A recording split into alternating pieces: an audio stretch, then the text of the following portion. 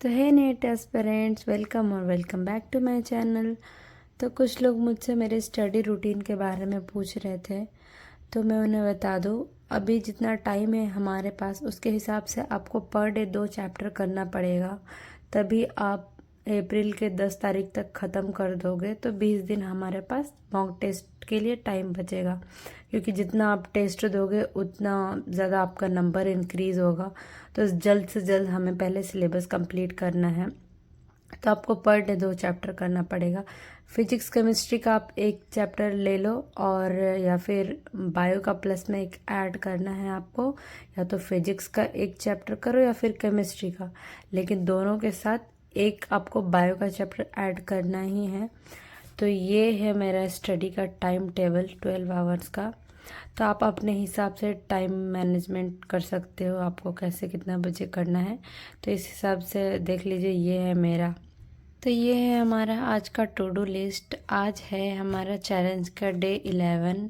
तो सबसे पहले मैं बायो का ये चैप्टर करने वाली हूँ, फिर उसके बाद केमिस्ट्री में IUPAC करूँगी। तो पहले इसका लेक्चर कर लेती हूँ।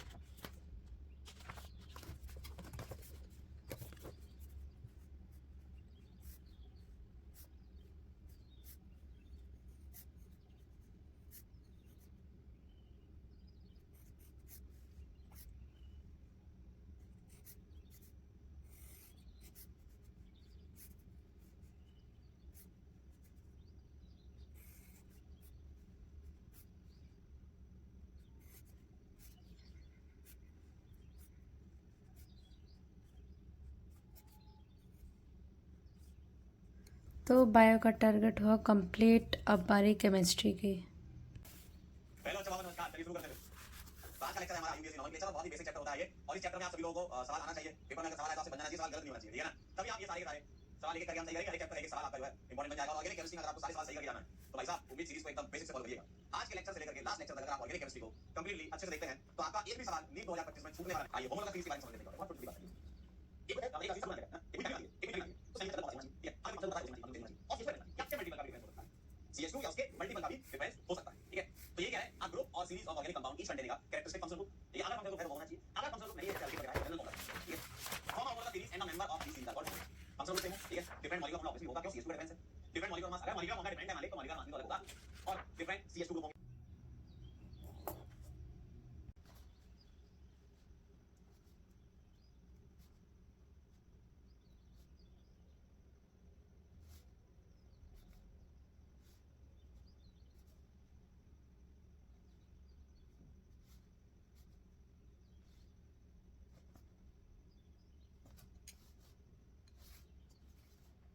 स्टार्ट कर देते हैं। डिग्री ऑफ कार्बन क्या होती है जल्दी से बता दे जरा।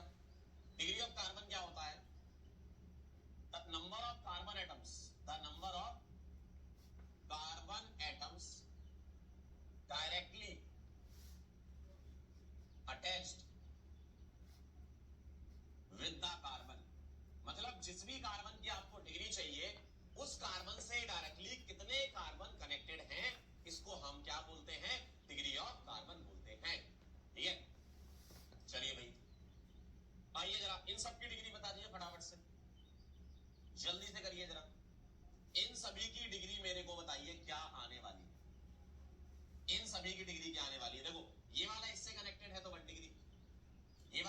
से कनेक्टेड है 3 डिग्री, ये वाला एक से कनेक्टेड है 1 डिग्री, ये वाला इन दोनों से कनेक्टेड है 2 डिग्री, ये वाला इससे कनेक्टेड है 1 डिग्री, ये 1 डिग्री, ये 4 डिग्री और ये 1 डिग्री। क्या ये बात सही है?